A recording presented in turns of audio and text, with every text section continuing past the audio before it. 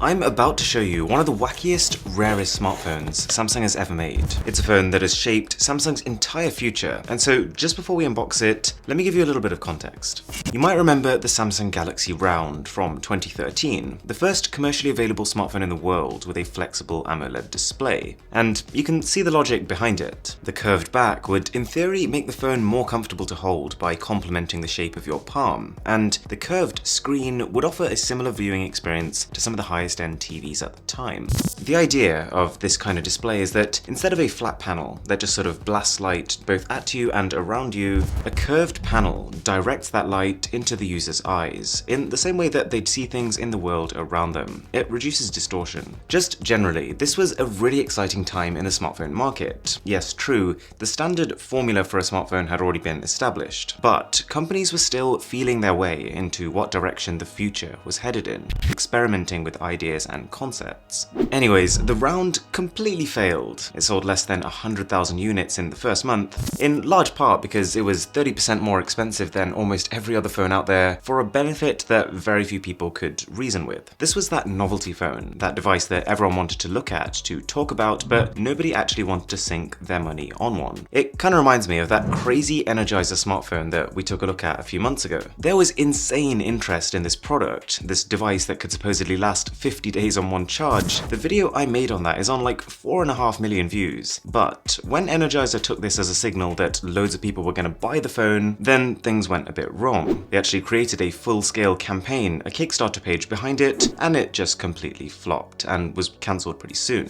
Samsung was not proud of the Round, and have pretty much tried to scrub every trace of it from the internet. But whilst it's etched into people's brains as one of the biggest disasters Samsung has ever had, it may well be the most important mistake Samsung ever made. They needed to know how not to do a curve, so they could learn how to do a curve. And that brings us to this, the Samsung Galaxy Note Edge, the successor to the Galaxy Round. And there's a very particular reason I'm making this video now, because looking forward, I think we're about to see this pattern repeat itself. Samsung's first generation foldable phone, the Galaxy Fold, is clearly not perfect. But just like the Round, I reckon the Samsung Galaxy Fold is going to be the device that we look at as the turning point, the pivot, the not quite right phone that will eventually lead to the device that people end up adopting. What the Galaxy Round did for curved displays, the Galaxy Fold will do for flexible displays. So that brings us onto the Note Edge, inside the box of which we get a micro USB cable, pretty standard at the time. You get a pair of earphones, which look slightly above average, but not close to Samsung's current AKG offering. There's also a 15-watt fast charger, which Samsung hasn't changed in the last 5 years. Okay, but this is a peculiar phone. It released alongside the Galaxy Note 4, and it's pretty similar, but with an extra 160 pixels on this curved panel, which gives it a super wide 16:10 aspect ratio. To give you an idea of just how wide this is, we can compare how much of my Instagram feed can be fit inside this versus a modern day tall phone, and it's not a lot. So, because this was the first iteration of a curve like this, there was going to be skepticism, and so it was kind of up to Samsung to convince people, to convince the public and the press that there was some sort of a use for this edge.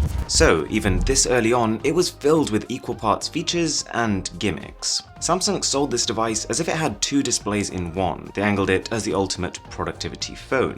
One that could let you play a game whilst also keeping up to date with Twitter. It's pretty useful, and the timer and ruler features especially, you can see the appeal. But I think they really felt the need to flesh this out. So there were also a lot of bizarre features, like this burger flipping game. It is clearly pointless. It still demands your full attention, and so the only way I can see this being used over a proper game on the main screen is if you were trying to hide it from someone sitting on your left. A pretty niche scenario. But at the same time, it was clear that Samsung was serious about curves. They handed out an SDK so developers could make third-party applications just for it. Aside from the gimmicks though, the Note Edge was generally liked.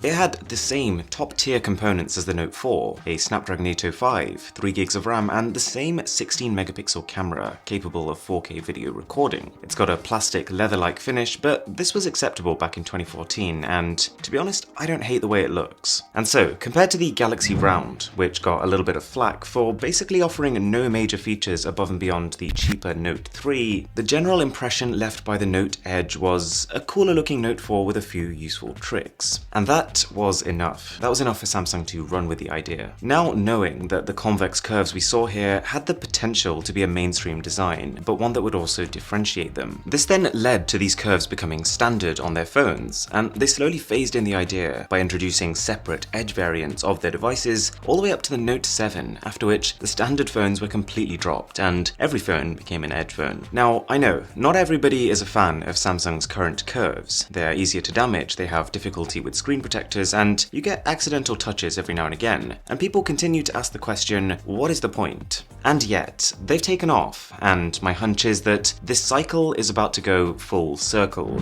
with the Fold. I reckon the second generation of the foldable device is going to be a big shift from the first and closer to the form factor that ends up sticking. Samsung has always loved experimenting, and whilst it is more efficient to let other companies do the innovating and then just kind of follow suit with something that's cheaper, kind of the strategy of OnePlus by the way, you'll never quite be at the bleeding edge unless you do the experiments yourself. And so, to round this off, I just want to say that it's a good example of how your biggest successes are sometimes just around the corner of your biggest failures. If you enjoyed this video, a sub would be massively appreciated, and I've got tons more interesting throwbacks like this on the channel, so I'll leave them linked from here. Thanks for watching, and I'll catch you in the next one.